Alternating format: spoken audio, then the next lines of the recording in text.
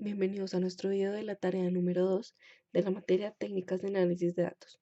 Nuestro grupo está conformado por Estefanía Cristancho, Adriana Camargo y Laura Campaña.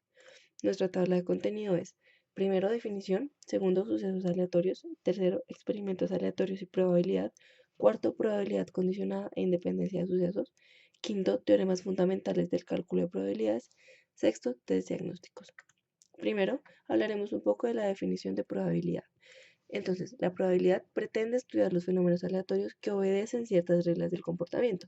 Si pretendemos utilizar información obtenida para extraer conclusiones generales de lo que hemos estudiado, debemos recurrir a métodos de inferencia estadística. Esto es lo que se llama la teoría de probabilidad. Ahora, los experimentos y sucesos aleatorios. Un experimento aleatorio tiene ciertas condiciones. Estas son que se puede repetir indefinidamente siempre y cuando sean las mismas condiciones. Toca saber que antes de realizarlo no se puede predecir los resultados que se van a obtener, y el resultado que se obtenga pertenece a un conjunto de resultados posibles. Estos resultados posibles pertenecen a un espacio muestral. Este espacio muestral son sucesos elementales y sucesos aleatorios. ¿Qué quiere decir esto? Los sucesos elementales son los elementos que se denominan en este espacio muestral, y los sucesos aleatorios es cualquier subconjunto de este espacio muestral.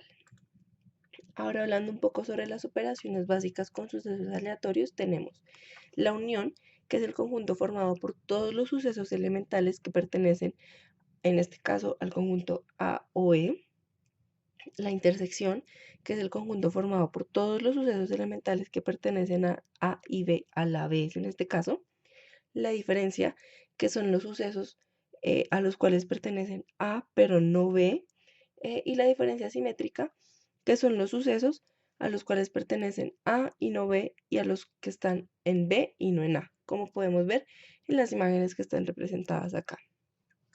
Ahora, hablando un poco sobre los experimentos aleatorios y probabilidad. Entonces tenemos los experimentos deterministas y el experimento aleatorio, que fue el que ya hablamos un poco. Entonces, el experimento determinista están realizados de la misma forma, mismas condiciones iniciales, ofrecen siempre el mismo resultado, mientras que un experimento aleatorio, como ya les comenté, no se puede predecir el resultado final. Ahora les comentaré un poco sobre la probabilidad de Laplace. Esta nos da la probabilidad de un suceso o evento. Entonces, ¿cómo se puede hallar este? Se toman los números de casos favorables sobre los números de casos totales, y así podemos hallar la probabilidad de Laplace. Ahora, los sucesos mutuamente excluyentes hablan de cuando la ocurrencia de uno no permite la ocurrencia de otro. Entonces, como vemos en la imagen, A y B están completamente separados porque ocurren pues distintos en el mismo espacio, que sería en el espacio U. ¿Y cómo se puede interpretar esto en la fórmula? Entonces, la probabilidad de A unión B es igual a la probabilidad de A más la probabilidad de B. Y ahora, los sucesos mutuamente no excluyentes, como vemos en la imagen del lado izquierdo, vemos tanto A como B unidos. Podemos decir que es la probabilidad de A unión B es igual a la probabilidad de A más la probabilidad de B menos la probabilidad de A intersección B, porque esto nos habla de la ocurrencia de uno, no supone la ocurrencia de otro evento. También tenemos la probabilidad del complemento, donde tenemos que esta es igual a 1 menos la probabilidad del evento, ya que la probabilidad de que no ocurra A es la probabilidad es 1 menos la probabilidad de que ocurra A. Ahora, la definición axiómica de probabilidad. Primero, para poder entender esto, toca saber qué es un axioma. Entonces, un axioma son verdades lógicas, algo que no necesita demostración. Algo que ya hemos visto en el video es que P, entre paréntesis A, significa la probabilidad de un evento. Entonces, definiciones básicas que tenemos que saber es que la probabilidad de una función siempre es positiva y está entre 0 y 1.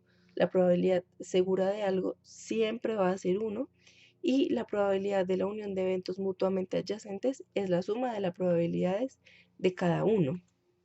Entonces, ahora, hablando de la regla de la multiplicación, esta es la probabilidad de que ocurran dos o más eventos al mismo tiempo. Esto puede ser dependiente, como vemos en el lado izquierdo, o independiente. Ahora, hablando un poquito sobre probabilidad condicionada e independencia del suceso, esto nos habla sobre la probabilidad de que ocurra un evento A si otro evento B ha sucedido. Pone una condición antes de hallar una probabilidad. Entonces, como nos muestra la fórmula, la parte superior nos habla de la probabilidad de la intersección de los eventos, mientras la parte inferior nos habla de la probabilidad del evento que ya sucedió.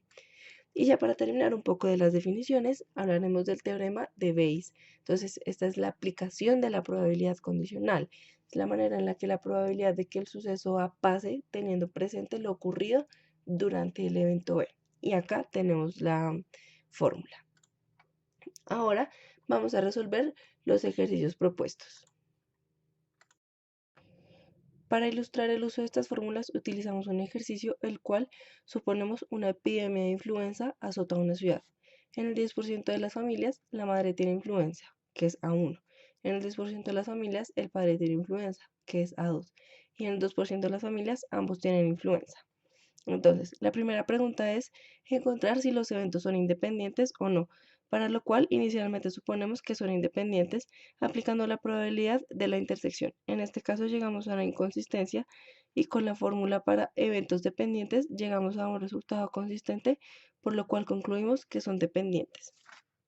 La segunda pregunta es calcular la probabilidad condicional de que el padre tenga influenza, dado que la madre tiene influenza. Aplicamos el teorema de Bayes, que este caso es la probabilidad de que el padre tenga influenza, dado que la madre tenga influenza. Es igual a la probabilidad de la intersección dividido por la probabilidad de que el padre tenga influenza, y el resultado nos dio de 20%. Y la tercera pregunta es similar a la segunda, pero relacionada con la probabilidad del complemento, o sea que la madre no tenga influenza, por lo cual aplicamos la probabilidad del complemento, que es igual a 1 menos la probabilidad del evento. En este caso el resultado nos dio 8%.